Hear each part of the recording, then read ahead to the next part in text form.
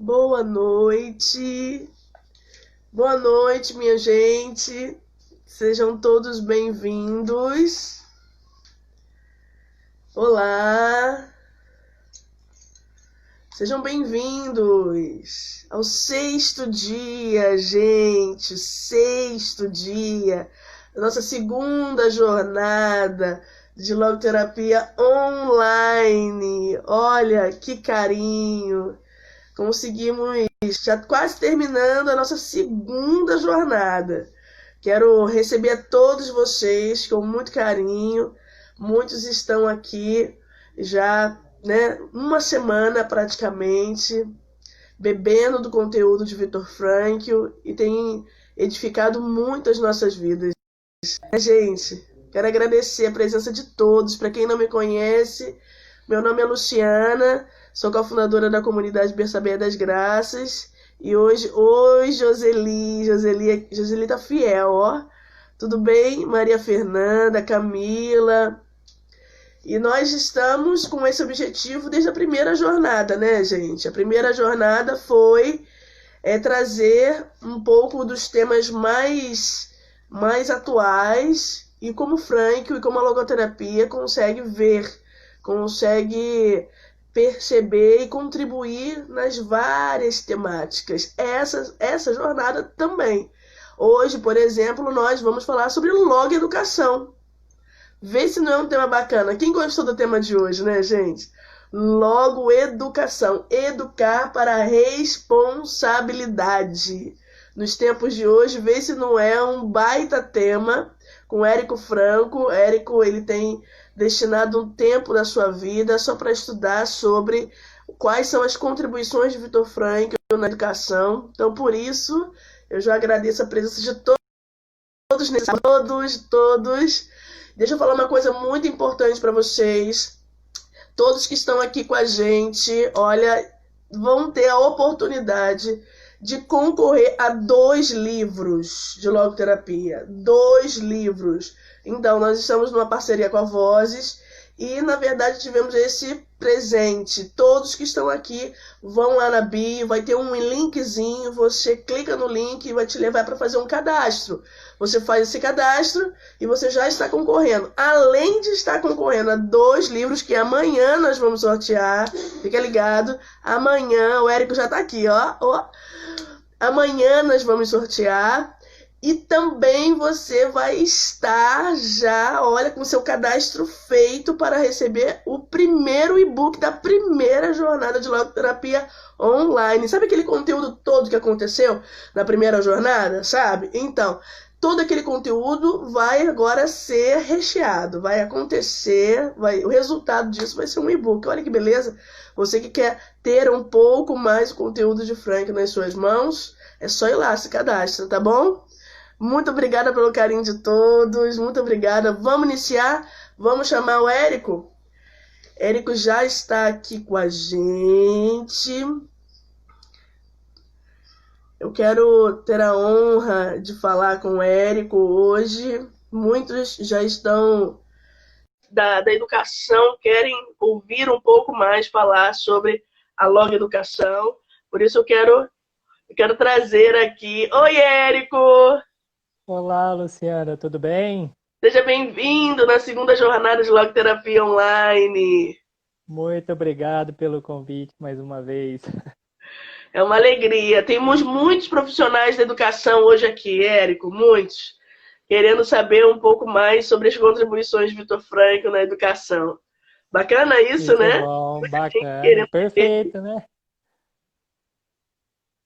Você está me ouvindo bem, Érico? Está me escutando bem? Tô escutando bem e vendo bem Ótimo. Gente, também. vocês que estão nos acompanhando, estão nos vendo, estão nos ouvindo bem? Dá só um ok para a gente continuar. Mas você já pode pegar essa live hoje aí compartilhando para vários profissionais, para várias pessoas que você sabe que vão ficar extremamente entusiasmadas com a logoeducação. Ó, acho que as pessoas já estão falando para a gente que tá ok, tá ok, tá ok. Maravilha, Ok, isso é maravilha. bom, hein? Érico, mais uma vez, é uma graça ter você aqui. Você já fez uma live, né? comigo, nós já falamos um Deu um pouquinho. problema, né, de conexão, eu tive que sair correndo de uma casa para outra, mas no final deu tudo certo, né? É verdade. Mas Érico, para quem não te conhece, fala um pouquinho do Érico pra gente. Quem é o Érico? Pois bem, eu sou Érico, eu sou de Varginha, Minas Gerais. Na verdade, eu sou natural de Jacareí, interior de São Paulo, onde é o berço, vamos dizer assim, de um livro da Heloísa Marques Miguel. Já vou falar dele aqui, ó. Olha, eu já te Essa, conheço, por, já, ó, por gente. incrível que pareça, ela é de Jacareí, da onde eu nasci. Eu até tentei marcar um encontro com ela, né, para poder conversar e esse encontro ainda vai sair. Eu sou natural de Jacareí, vim para Minas Gerais por conta da profissão do meu pai. Meu pai e minha família teve que vir para Minas. Retornei a São Paulo, capital, para ingressar no seminário, para estudar para ser padre. Depois eu fui para Taubaté estudar filosofia, onde eu conheci então a logoterapia.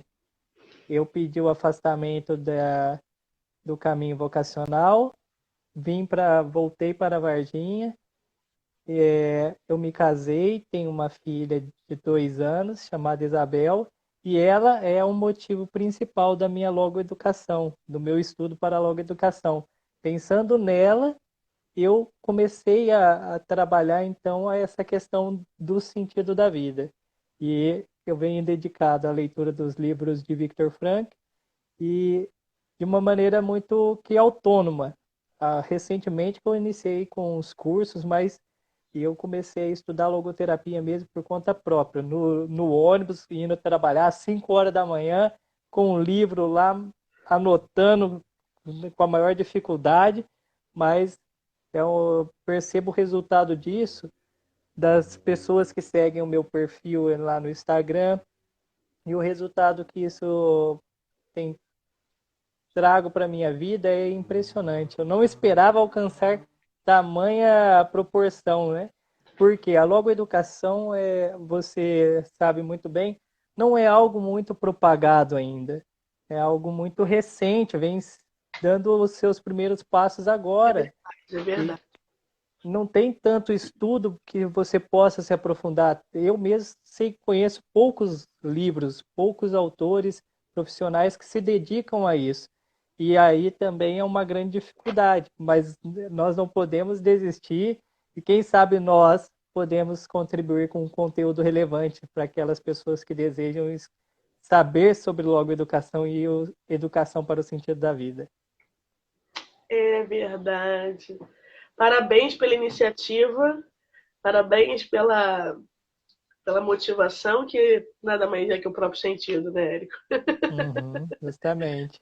Mas, Érico, as pessoas estão aqui ansiosas por querer saber sobre o que é de fato logoeducação. Na verdade, é a soma de dois Uhum. termos, né?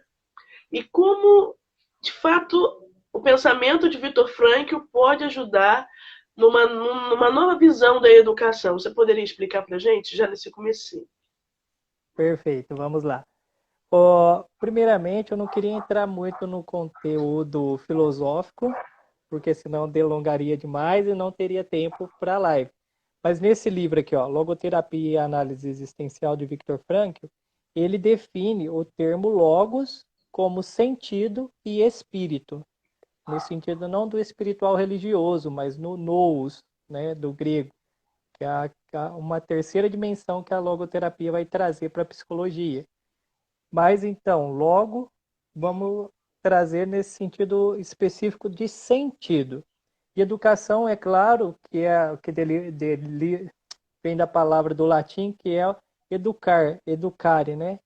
É conduzir para fora, é instruir, direcionar. Então, juntando essas duas palavras, a gente pode muito bem entender que é conduzir para o sentido, instruir para o sentido. Primeiramente, é assim, podemos definir a logoeducação dessa maneira. E o Viktor Frankl, ele percebeu na educação algo muito importante. Por quê? No livro Em Busca de Sentido, como todo mundo sabe, né, ele define o sentido da vida como o esforço primordial do ser humano. todo ser humano tem na sua raiz uma busca intencional, ou mesmo que seja inconsciente às vezes, por um sentido na vida. Mas o que isso significa? Se tem o sentido da vida, tem o seu oposto, que é, claro, o vazio existencial. Viktor Frankl apresenta também a logoeducação como uma alternativa de confrontar o vazio existencial. E ele fala no livro Da Vontade de Sentido sobre um pouco sobre a educação. A vontade de sentido é esse aqui, ó. Olha lá, Ele outra fala dica. que o papel... Outra dica, ó, vou deixando aqui, ó. A vontade de sentido. Que ele escreve nesse livro é o seguinte: o papel da educação, mais do que transmitir tradições e conhecimentos, deveria ser o de refinar a capacidade humana de encontrar sentidos. Isso é muito interessante, porque a logoterapia, ela deixa uma porta aberta para muitas outras áreas de conhecimento humano. E aí, apontando a educação como uma das, você pode entender que isso é muito importante. Muito, muito mesmo.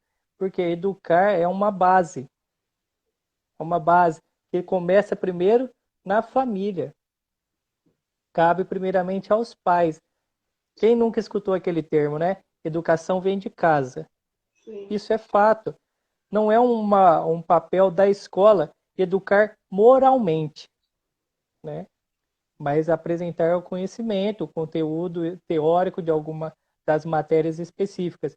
Mas a educação moral, que é específica do sentido da vida, ela não é conteúdo próprio de ensino de uma instituição escolar. É claro que os professores, a questão pedagógica pode adentrar nessa questão, mas educar moralmente é um trabalho primeiro dos pais e responsáveis. Futuramente, numa pessoa adulta, nós podemos também pensar uma autoeducação. É o que hoje em dia, principalmente, eu fazia um trabalho, um projeto voluntário na escola, onde eu comecei a trabalhar logo educação. Mas agora está tudo parado. Sim. Eu não consigo exercer mais fisicamente para outras pessoas. Mas eu não deixei de aplicar uma autoeducação para o sentido da minha vida, sendo eu também um buscador desse sentido. Então, quando nós pensamos no papel da educação, ela vem antes mesmo de um processo terapêutico ou psicoterapêutico. Por quê? O processo psicoterapêutico, às vezes, ele já é numa situação crítica da qual a pessoa está vivendo. Ela nunca procura, é raro, né? Mas acontece, mas é raro uma pessoa procurar um profissional psicólogo, psiquiatra, para conversar sobre coisas positivas da vida dela. Infelizmente, quando chega nesse ponto, é porque algo ruim da vida dela está acontecendo. Mas a educação é algo posterior a isso. Ela vem antes mesmo de um problema acontecer. A educação vem do berço, né? E o quanto isso é importante, qual é a chave que eu liguei quando eu tive o conhecimento da logoterapia? E quando eu pensei em educar a minha filha para o sentido da vida. Se é algo primordial para o ser humano, Érico, eu tenho que trabalhar... Oi? entendi. Mas hoje a gente vê tamanhas a quantidade de pessoas que vivem hoje o vazio existencial. Tanto que Frank Uhum, fala que a logoeducação seria um antídoto, né, contra o vazio existencial. perfeito. Mas diante daqueles adultos que já agora estão, né, vivendo esse vazio existencial, né, Uhum. nada, nada tão relevante seria que esse adulto se empenhasse nessa educação para o sentido, né? Talvez de uma Sim, com certeza. promoção de promover um pouco antes, né? Mas também de forma terapêutica, quando o indivíduo já está com o vazio instalado dentro dele. É isso que você está dizendo, né? Com certeza. Por quê? A criança, até determinada idade, ela não tem uma compreensão, uma clareza do que é certo e o que é errado. Ela não tem. Mas na raiz do ser humano existe uma questão, uma verdade filosófica que direciona o homem para fazer o que é certo e evitar o que é errado. Você sempre cresce com isso. E a referência disso vem dos pais. Mas e quando isso já está além disso, dos pais? A, a pessoa, ela possui uma consciência que seria propriamente a capacidade humana de encontrar sentidos, que Viktor Frankl fala. E a partir disso, a pessoa ela precisa tomar consciência dessa consciência que é o órgão de sentido para encontrar o sentido da vida. E Frankl ele denomina a consciência humana como a capacidade humana de encontrar o sentido da vida. E é o órgão de sentido. Não se trata de um órgão como o coração, mas um órgão de percepção. Né? O Viktor Frankl ele fala, né, que o papel do logoterapeuta é aquele papel de parteiro, de trazer para fora o sentido da vida. Vamos trazer para o logoeducador, é aquele que vai trilhar num caminho pedagógico junto com o seu educando, logoeducando, para que ele perceba, né, através de um trabalho dessa consciência moral, a sua vocação para o sentido da vida. A realização que ele precisa realizar para poder se sentir realizado e fugir desse vazio existencial dele.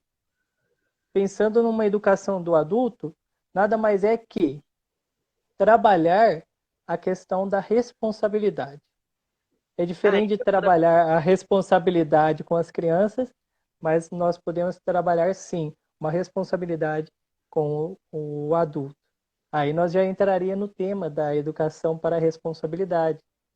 E o como isso é válido. Não só válido, mas como importante para o tempo que nós estamos vivendo. Por quê? Se Viktor Frankl disse na época dele que as pessoas estavam sofrendo queda de tradições.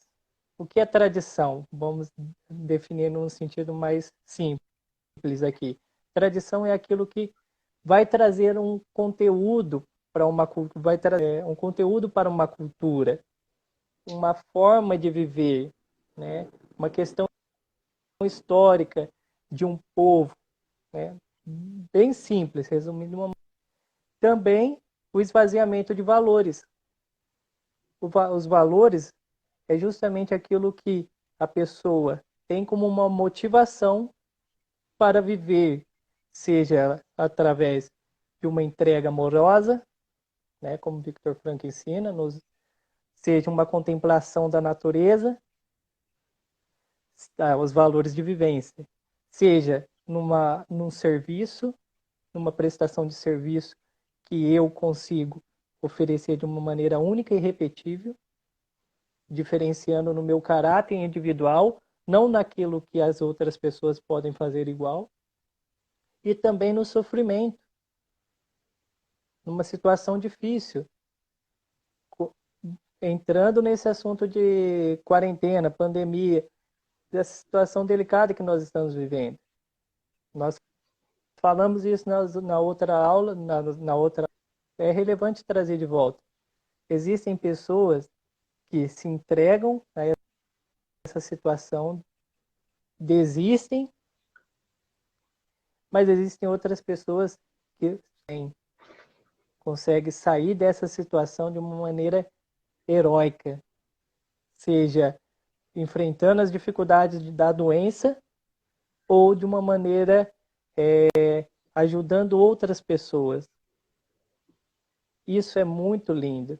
Mas, às vezes, por que não existe mais atos positivos do que os negativos nesse momento? Porque existem mais pessoas que entram em desespero do que pessoas que preferem se tornar heróis. Falha na consciência dela. As pessoas não percebem o valor significativo em ajudar as outras pessoas. Vamos ser bem reais. Hoje nós vivemos uma cultura de leve trás. O que seria isso? Eu ofereço uma coisa, mas eu quero outra de volta. Eu dou com a mão direita, mas quero receber com a mão esquerda. É uma cultura de interesse. Mas quando se trata de valor, não se tem interesse numa autotranscendência. É esse o cuidado que eu tenho que ter em relação ao valor. Quando eu tenho esse cuidado, eu consigo trabalhar na minha consciência possibilidades de escolhas mais responsáveis. Isso nós temos que, o educador para o sentido da vida, ele tem que trazer essa clareza para o seu educando, porque vão ter N alternativas de escolha para ele. E ele vai ter N possibilidades e N consequências diante disso. Mas tá, Viktor Frankl, no livro de Vontade e Sentido dele, fala que a pessoa ela pode sim se enganar à voz da consciência. Mas o fato da pessoa se enganar não o livra da responsabilidade de tomar a decisão. E mais ainda, o sentido está presente numa situação concreta. Se eu deixo passar, o sentido dessa situação, ele não volta mais. Ele ficou no tempo, é como se fosse uma flor.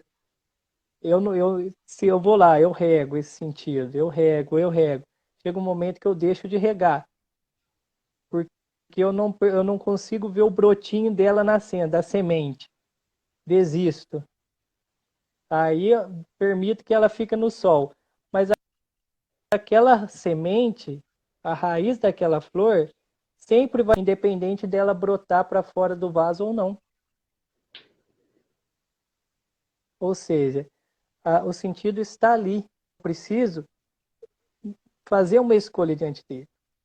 Tudo bem, aí, Érico, aí eu me escolho errado. Então eu fui irresponsável? Não, você não foi irresponsável. Será irresponsável diante das as consequências forem ruins e eu abandonar? Aí eu seria responsável. Mas infelizmente eu cometi a escolha ruim. As consequências também são ruins.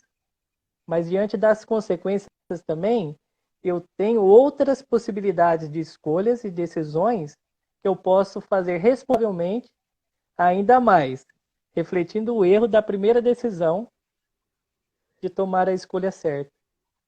Você E a tocou num partir ponto daí, engraçado agora, Érico, porque muitas pessoas não querem tomar decisão porque não sabem se estão fazendo a coisa certa. E aí vivem eternamente numa indecisão sobre coisas que já deveriam ter sido pontuadas, já deveriam ter sido tomado uma postura diante daquilo, né? E a gente vai postergando, né?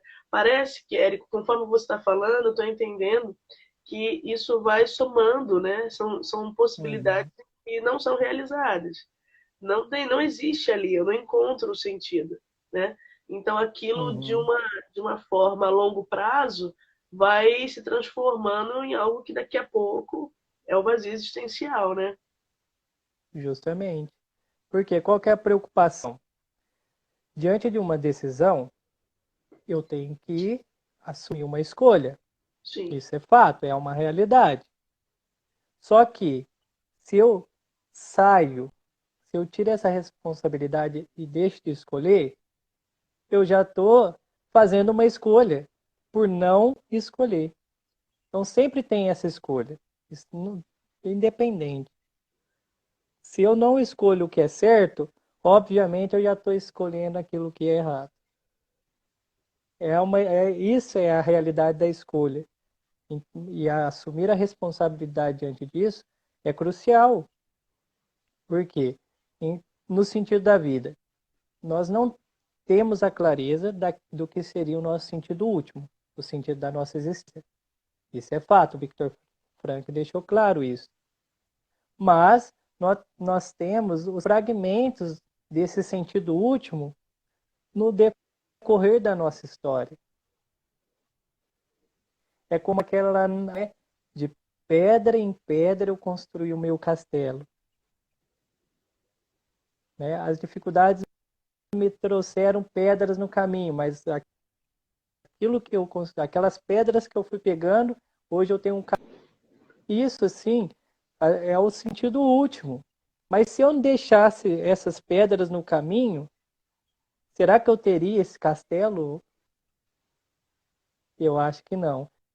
Então, cada fragmento de sentido, cada sentido único em cada momento vai fazer a diferença no momento último da nossa vida, onde nós nos deparemos com aquilo que Viktor Frankl chama de suprassentido. Então, pensando nessa questão, toda decisão é pensada. Mas o que acontece hoje em dia? Nós não temos a preocupação de pensar na decisão. Alguns até pensam, mas poucos refletem sobre as consequências. E essa educação para a responsabilidade, ela vem numa autorreflexão das consequências também, né? Tem a do Joseph Fabre sobre as aplicações práticas da logoterapia. Ele trabalha os 3 níveis de responsabilidade. Eu não estou com ele, tem só ele em PDF. Mas ele fala, a responsabilidade ela tem 3 vias. Eu quero, eu posso e eu devo. Essa aqui, ó, o dever, é o que pesa mais. Porque quando você lê essa obra aqui da Heloísa Miguel que eu falei, ela trata a educação como a educação para o dever ser. Você trabalha o ser, que é aquilo que a pessoa é em ato, no aqui e agora, para aquilo que ela deveria ser. Então isso é perfeito. Então vamos analisar alguma situação nesses 3 níveis. O Érico, eu quero estudar logoterapia? Quero muito. Eu posso estudar? Tá, vou estar no início. Nossa, eu não tenho uma faculdade para fazer uma pós-graduação, me falta oportunidade para investir numa especialização. Então eu posso? Posso, então eu compro os livros. Devo, porque eu preciso falar do sentido da vida para minha filha. Outras pessoas precisam saber do sentido da vida. Viu como esse dever, tudo? Porque antes do dever, quando eu penso posso, se eu não tiver um dever claro, se nesse poder aparecer mais dificuldades, eu acabo desistindo. Paraliso, né, Érico? Oi? Eu paraliso, eu acabo não vendo outras possibilidades diante daquilo Ah, que sim, é um sentido para mim, né? Eu vejo obstáculo com e paro. certeza. É porque uma falta da consciência do dever ser. Eu paraliso por medo de não chegar à concretização de um sentido. Eu evito a responsabilidade de tomar a decisão em vista de um sentido porque eu não tenho a clareza dele. Mas, infelizmente, se você via o sentido como algo muito concreto demais em relação ao dever ser, isso é muito perigoso. Por quê? Por que eu falo isso? Victor Frankl fala que o sentido é concreto. É concreto, sim, para uma pessoa específica, uma situação específica. Mas daqui 5 minutos eu posso sair na padaria e ser atropelado e morrer ali. Né? Por isso que eu falo que é muito difícil pensar um sentido muito além das minhas possibilidades no hoje. Por isso que essa questão do eu quero, eu posso, eu devo, ele tem que ser analisado aqui. Mas aí, quando surgir as consequências? As consequências vai se tornar o aqui e agora, onde eu vou ter que analisar pelas essas 3 vias dela. É assim. Eu, em dezembro do ano passado, eu sofri um acidente de carro, eu e minha esposa. E só quem sofreu um acidente sabe como que a vida passa na cabeça em questões de segundos.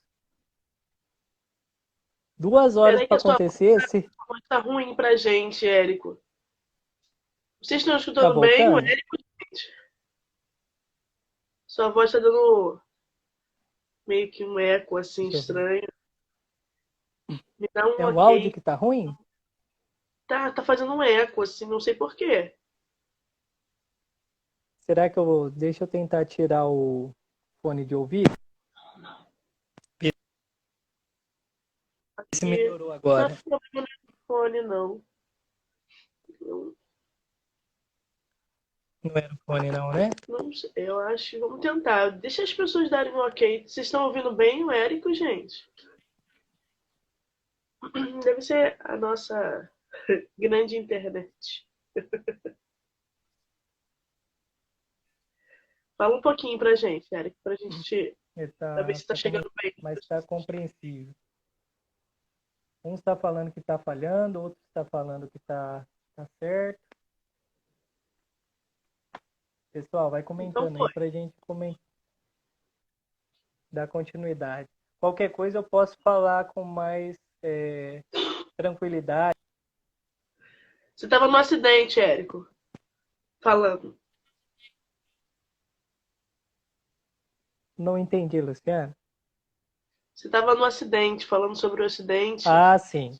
Então, só é assim, a experiência que eu tirei do acidente foi que a vida nossa é um breve momento.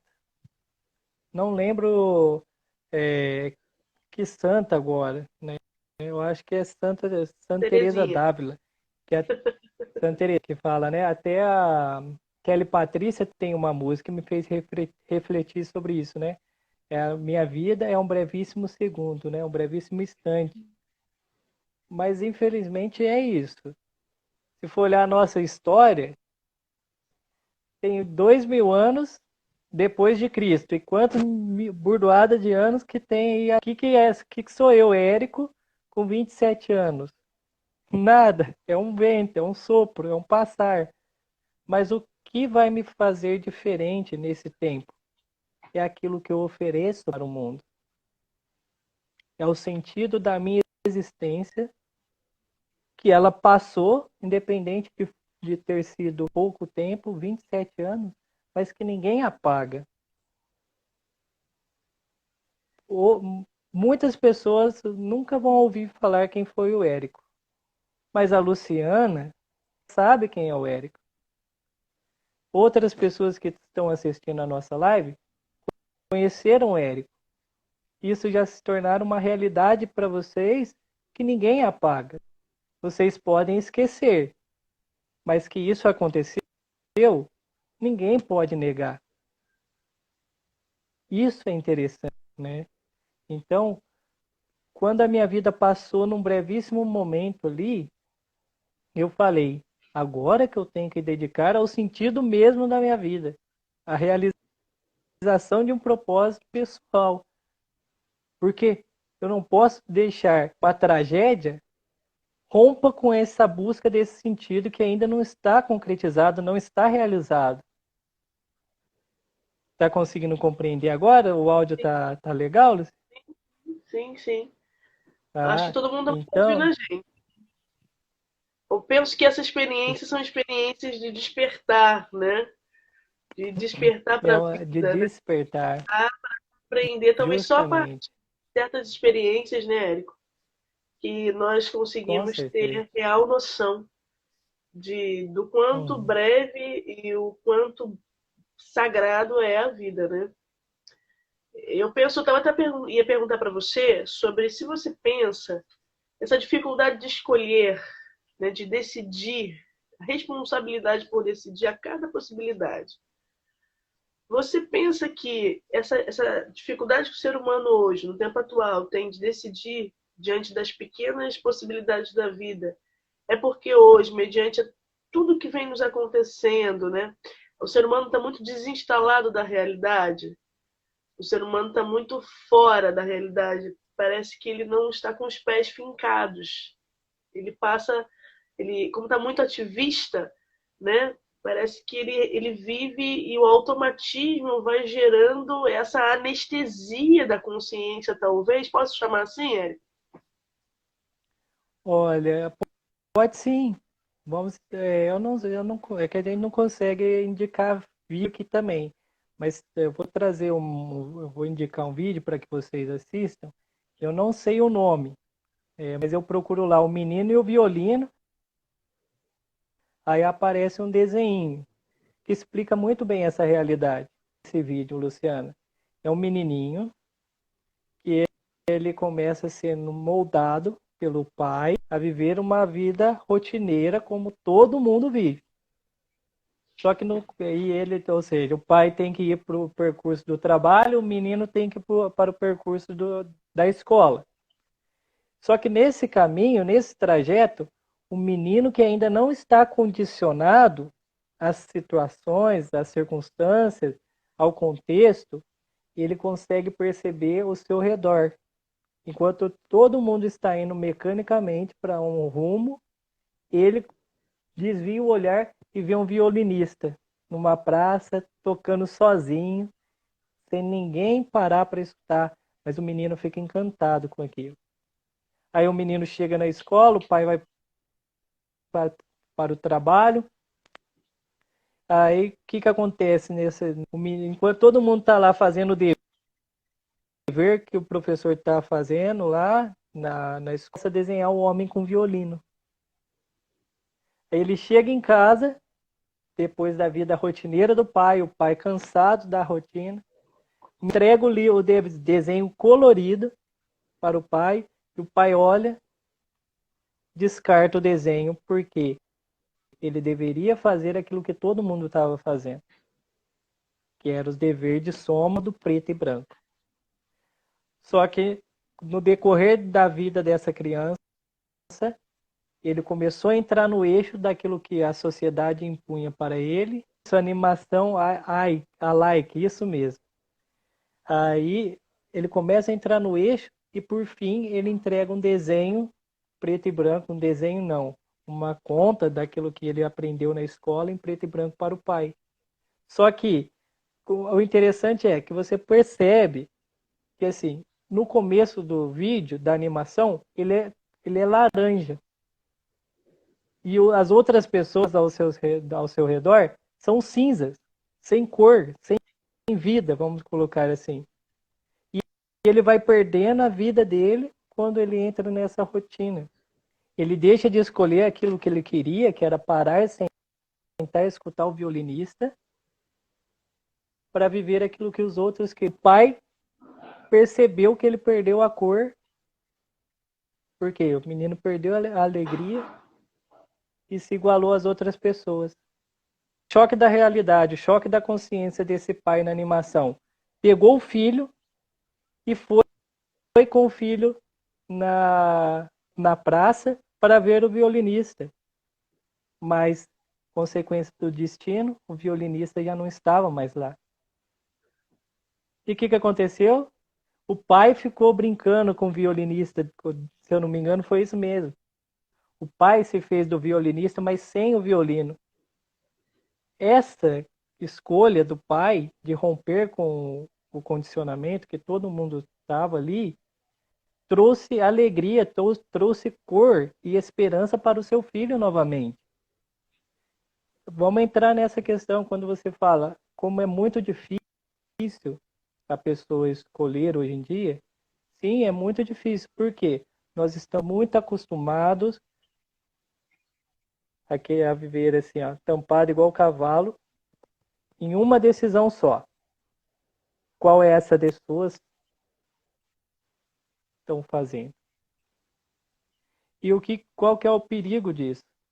Nós perdemos, rompemos com a nossa obrigação, com o nosso dever ser, por medo de arriscar. Não fazem aquilo que eu precisaria fazer. Se eu for diferente, eu corro um grande risco de não ser aceito. Então eu permaneço com a visão focada para frente. Mas à medida que eu tiro essa visão, eu abro o leque de possibilidades, eu estou disposto a assumir as consequências, independente quais sejam, assuma a responsabilidade diante disso, não há escolha que impeça essa pessoa de se responsabilizar pelo aquilo que ela deve ser.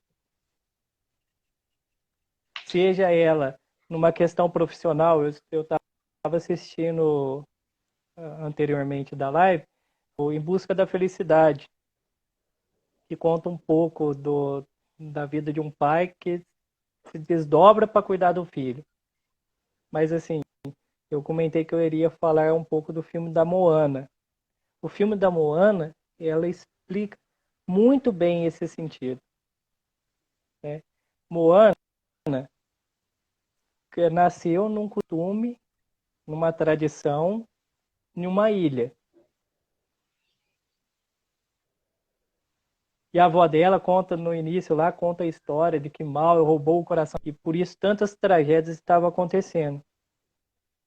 Só que foi para a beira do mar e foi protegendo uma tartaruga. O mar percebeu a honestidade no coração daquela criança e escolheu ela para restaurar o coração e consertar todas as tragédias que estavam acontecendo. Mas ela foi sempre criada naquele contexto, não, que ela tinha que saber aonde ela tinha que estar, né? Entre aspas. Porque ali tinha coco, ali tinha peixe, eles tinham tudo ali, é o que a música fala. Só que tudo estava sendo destruído por conta do roubado coração. Então, Moana, depois de um tempo, né? Eu não vou contar todo o filme, vocês assistam aquele que não assistiu. O filme é muito legal. Eu só estou passando essa questão da responsabilidade.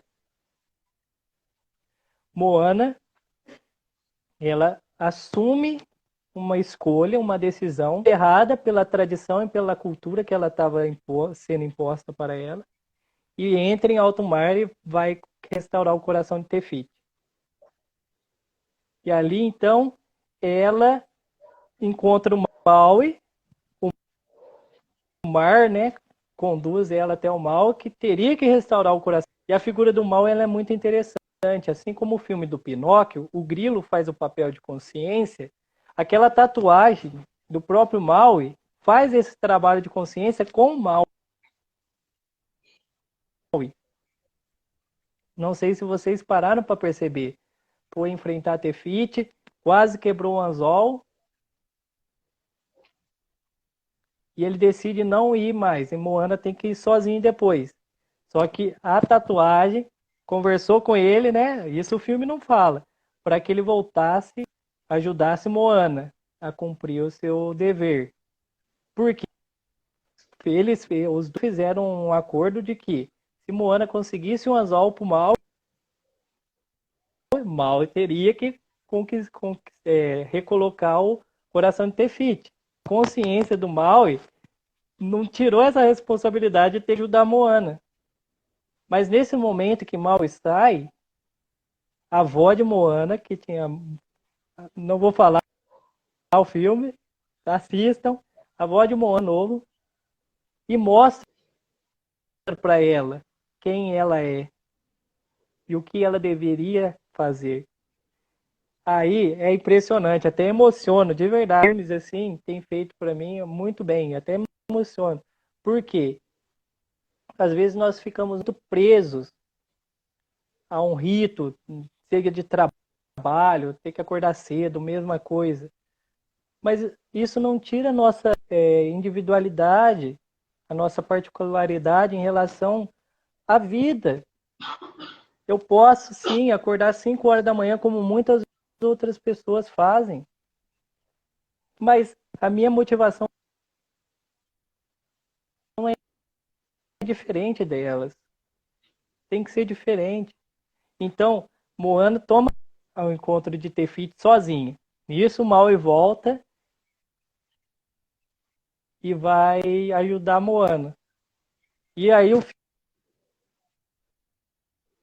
filme tem um final assim espetacular, né? Tudo volta ao normal, tudo dá certo. Mas por quê? Porque Moana rompeu com um costume, uma tradição, e cuidar dela também, claro. mas ela rompeu com aquela tradição para assumir e o seu dever era algo que tinha mais valor para ela.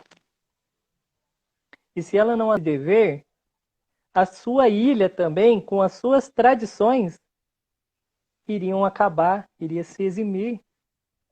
Está vendo a importância da gente pensar nessa questão da escolha, dessa decisão, Luciano? Nós, sim, temos que tomar uma decisão. Foi errado a Moana sair em alto mar? Foi, ela poderia morrer. Mas se ela não fizesse isso, não só ela morreria, como toda a sua tribo. Aí ela foi em alto mar, que enfrentar os coquinhos lá, enfrentar o caranguejo, enfrentar um chuva forte, tempestade, consequência da sua escolha. Mas como ela tinha muito o foco no seu dever, naquilo que ela deveria fazer, eu vou pegando as pedras para que no final eu construa o meu castelo. Se a vida tiver um limão, é limonada. E eu amo limonada. Eu peguei isso assim como uma meta de vida. Já que é difícil mesmo, fazer o quê, né? Eu aprendi isso com um amigo no serviço. Falou, ó, se as coisas não der certo, paciência. E eu sou uma pessoa que não era muito de ter paciência. Eu tenho um gênio muito forte, estourado. Mas eu comecei a ter paciência porque eu precisava ter para tomar as escolhas, as decisões mais certas. Estou falando isso no âmbito profissional agora. Eu comecei a perceber quando eu tinha mais calma, refletia aquilo que eu deveria fazer, aquilo que eu deveria escolher, eu conseguia realizar com mais propriedade. Agora, quando eu fazia com pressa, nervoso, eu até poderia conseguir fazer, mas eu me machucava, eu me estressava.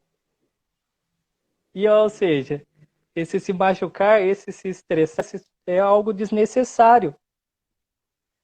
Porque depois que eu comecei a trabalhar as coisas com calma, o resultado foi o mesmo e eu não transtorno que eu tinha antigamente. Isso, perceber o sentido, me ajudou muito na minha vida e me ajuda muito. Isso é muito interessante. Não sei se quer contribuir com alguma coisa aí, Luciano. Eu acho que eu falei demais também. Tô amando aqui. Eu quero deixar aqui o filme é uma dica, né, Érico? O filme da Moana É, uma é dica. um. Mas, sim, não assista como qualquer filme. Tenta perceber a mensagem do filme. E eu fiz uma postagem tá no meu Instagram. Então, se vocês quiserem ter essa análise do filme, do sentido, depois de assistir, pode ir. E se tiver alguma dúvida, assista de novo. Porque, assim, eu tive a graça de ter a minha filha, então eu tive tempo de ver, rever, no outro dia rever. Então, por isso que essa mensagem ficou clara para mim. Mas o filme, ele, assim, é uma mensagem que a gente pode perceber assim, em todos os filmes. Eu aprendi isso no seminário, Luciano. Um padre que estava pregando um retiro para ele sempre fazia um momento de filme e ele explicava o seguinte: você vai pegar uma mensagem que marcou você e nós iremos conversar. O diferencial da coisa, o filme é igual para todo mundo, mas a mensagem que cada um tirou do filme é diferente. É uma questão assim que a gente está conversando aí agora.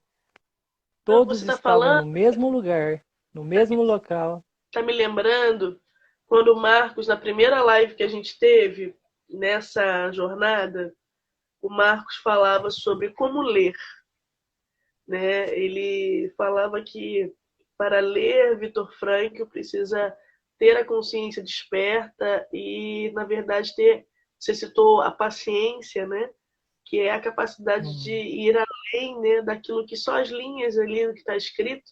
Quando você fala agora do livro, do filme, eu também penso que a pressa acaba desajeitando as coisas. pressa Não, acaba deixando com que a rotina ainda, né, a impulsividade ainda fique, a gente fique à mercê disso. Agora, quando nós queremos de fato nos debruçar, né, e sair do raso, tomar um conhecimento mais profundo, porque quem na verdade escreveu o filme, ele precisaria ter uma visão de homem, eu penso que é isso que está por trás também, né? Como que o autor do filme, o que ele entendia como um homem para poder reproduzir nisso, e vai nos levando a uhum, reflexões cada vez mais profundas, né, Érico? com certeza. O Guilherme, aí, ó, o Guilherme é amigo meu. Ele está colocando que ele gosta do filme do Homem-Aranha. Muitas pessoas assumiram essa frase que acontece no filme ali. Com grandes poderes vem grandes responsabilidades. Eu vou trazer essa para a nossa realidade de logo educador aqui e logo vivente. O sentido que a sua vida tem, aí também tem grande responsabilidade. O poder que o Homem-Aranha, né, que Peter Parker, através de uma desgraça lá, é picado por uma aranha, ele consegue desenvolver grandes poderes. E agora que ele tem grandes poderes e ele era só que ele não poderia se dar o prazer de ter a mulher mais bonita ali, né, de estar convivendo com as melhores pessoas. Eles têm grandes responsabilidades. Ele teve que assumir o sentido, o dever ser dele de ajudar outras pessoas. Viu como todo filme traz uma mensagem de sentido? Todo filme ele traz uma mensagem que ajuda a pessoa. Tem esse livro aqui, ó, da Logo Educação, Olha, do dica da Tiago live, hein, gente? Avelar. Ele, deixa eu ver se eu encontro, ele traz a questão do método das parábolas. Ele explica, né? Isso no caso de livros, mas vamos trazer para a realidade de um filme também. A função espelho, o que seria isso? Permite a identificação da pessoa, pois proporciona uma melhor elucidação da sua situação existencial, apontando para soluções plausíveis. Ação do filme Moana, já que nós estamos falando dele. Moana tinha a obrigação de salvar a sua tribo lá, né, a sua aldeia, que estava se deteriorando, queria acabar. Trazendo para a nossa realidade. Hoje, eu sou Moana. Pode parecer até meio ruim isso, mas hoje eu, Érico, enquanto Moana, tenho o que para defender? O, o que vem destruindo a minha família? O que vem deteriorando a minha família? Que são N motivos. Então, eu vou assumir o barco, a responsabilidade, vou avançar a mar adentro diante dessas dificuldades e aprender de alguma forma com esse vídeo que eu não posso desistir. Talvez eu encontrar uma ajuda, mas se essa ajuda não vir a mim, eu tenho que ir sozinho. Legal. Função modelo. Apresenta o contexto conflituoso e possíveis soluções de problemas. Isso aí é como eu trouxe a questão também da realidade da minha família, entre outros, né? A transmissão de tradições. Nós podemos ter essa percepção. Nossa, como é que tal cultura era interessante, como é que as pessoas viviam bem, dava tão certo. Será que se trazer para hoje a nossa realidade, viver um pouquinho daquilo que a gente aprendeu no filme, nossa, seria bem legal. E proporciona mudança de perspectivas. Entra no assunto que a gente estava conversando. Às vezes, não ter uma perspectiva, várias perspectivas, né? Às vezes nos inibe a uma só e às vezes, né? Mas quando a gente vê outras situações, começa a pegar outros exemplos. Nossa, no tal filme, eu vi que o ator lá fez de tal maneira que deu certo. Será que talvez se eu fizesse isso, eu iria conseguir lidar com o meu problema? Depois Quem tiver oportunidade, leiam esse livro aqui. É interessante. Sentido Tanto da é vida com o que no início do meu projeto é o sentido da vida e os valores no contexto da educação, do Tiago Avelar de Aquino. Tá. E a princípio, eu queria trabalhar o quê? A leitura com sentido. O que seria isso? Perceber nos livros, contos, aquilo que eu consigo perceber nos filmes. Infelizmente, nós não temos livros bons, né? Eu não tenho.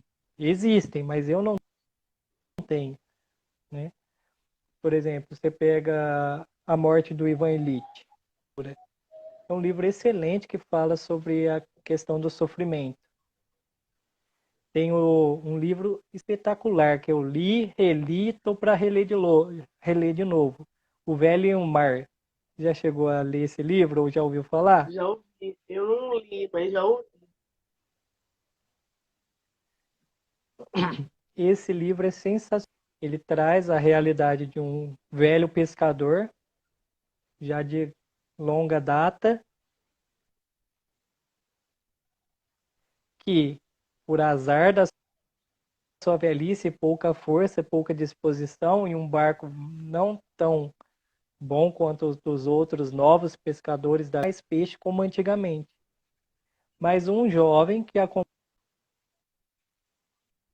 esse velho tenta lembrar ele daquilo que ele foi, um grande pescador, uma grande referência para as outras pessoas, que conta por uma maré de azar que ele estava vivendo. Ele decide então ir de novo para o alto mar e mostrar para todas aquelas pessoas de que ele era um excelente pescador. Nisso ele vai para o mar, enfrenta dias de... Pega um grande peixe lá. Nossa, mas ele pega um enorme peixe. O peixe, por ser tão forte, levava ele e o barco junto. E ele machucou a mão nessa... Até que por fim o peixe se entregou e ele estava tentando retornar para casa com esse prêmio que ele tinha conquistado no mar. Só que o que acontece? O peixe era pesado e ele tinha dificuldade de voltar. E como diz um pouco é bobagem, né? Isso eu aprendi com a vida, né? Como desgraça pouco é bobagem, começaram a rodear o peixe vários tubarões. E no decorrer do caminho, eu vou dar spoiler desse livro sim, gente. Vocês me desculpem, mas leiam esse livro depois. Ele chega só com a carcaça do peixe, porque os tubarões haviam comido todo o peixe no percurso. E aí o jovem vê o velho pescador chegando, ajuda ele a chegar em casa, cansado, exausto, machucado. E ele volta, vê as pessoas contemplando a carcaça daquele peixe. O peixe não estava mais ali inteiro, mas ninguém poderia apagar da história que aquele peixe existiu. E que foi aquele velho pescador que tinha pescado. Sensacional isso. E aí a questão, o jovem naquela história... É que eu não estou com o meu Kindle aqui, eu tenho ele no meu livro digital. Excelente. O jovem nessa história faz o papel da consciência de lembrar aquele pescador daquilo que ele deveria ser, daquilo que ele é, a essência dele. E nós podemos nos colocar no lugar dele também. Érico. Oi. A gente tem um minutinho. Eu acho que é pouco tempo, né? Ah, não, então vamos para considerações finais que nós teremos outra oportunidade de continuar.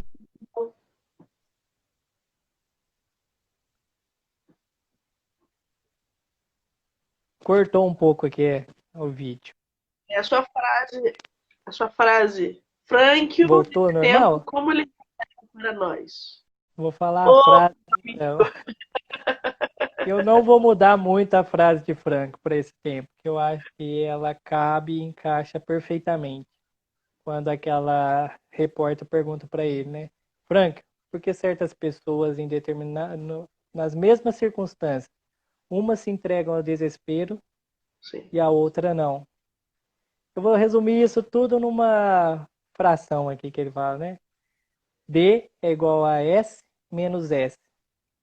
Desespero é igual a sofrimento sem sentido. Nós precisamos encontrar, sim, um sentido forte para que nós consigamos sair bem, vitoriosos nesse momento difícil que nós estamos enfrentando. Ter a clareza que isso é passageiro, né? Tenho certeza que essa pandemia não veio para ficar. E ela vai passar, vai deixar história, né? E nós vamos, os nossos filhos, os nossos netos vão olhar para nós falando assim: você, vovô, você passou por isso? Passei, filho, neto do céu, você não faz ideia do que era aquela época. Ele não podia sair na rua, todo mundo mascarado, você não faz ideia. Esse momento difícil nosso vai ser algo muito significativo para as nossas gerações Eu futuras. tenho certeza. Como lidar com uma situação difícil. Isso vai ficar como uma mensagem para nós hoje, Luciano. Ah, Érico, muito obrigada. Muito obrigado mesmo. Foi Eu que agradeço. maravilhoso. Tenho certeza que contribuiu demais, demais, demais para todos aqueles que estão aqui, estão fazendo esse percurso da segunda jornada. Quero te agradecer muito a disponibilidade, né? Eu sei que você teve essa responsabilidade de parar para se debruçar e saber o que você iria falar, né? Escolher com carinho, isso é o que dá Uhum, sentido. Eu te agradeço com por essa certeza. delicadeza com esse momento nosso. Muito obrigada. Por nada, sou eu que sou privilegiado, como eu falei na primeira live, viu? Eu que agradeço muito, porque se eu tenho que estudar, eu acabo sendo privilegiado com o meu estudo de alguma forma, né? Então eu estou sempre ganhando nisso. Érico, quem quiser te encontrar, tirar alguma dúvida, bibliografia, te encontra onde? Fala pra gente. Olha, no meu perfil, pode mandar uma mensagem direct. Se tiver alguma dúvida, eu vou estar tirando um tempo de. Se aqueles que desejarem fazer um caminho pedagógico, né, têm dificuldade de encontrar o sentido na vida, eu vou trabalhar junto com essa pessoa para que ela encontre um sentido da sua vida de maneira voluntária. Por quê? De graça eu recebo mensagem de sentido e não tenho mais que obrigação de passar essa mensagem de graça também. Então, Que benção. fica aqui essa mensagem. Manda o direct, manda mensagem lá. Olha, Érico, eu quero fazer esse caminho pedagógico. Vamos iniciar. A gente arruma um tempo aí e começa a trabalhar em vista de um sentido aí. Maravilha, Érico, maravilha. Te agradeço muito. Obrigado por ser quem és, né? E derramar um pouco do seu conhecimento aqui nessa live. Te agradeço muito, tá? Por mais uma vez. Muito obrigada, tá, meu amigo? Por nada, A gente vai Luciano. te Eu que vendo por aí. agradeço. Vamos ter muitas oportunidades para conversar sobre o sentido da vida. Abraço.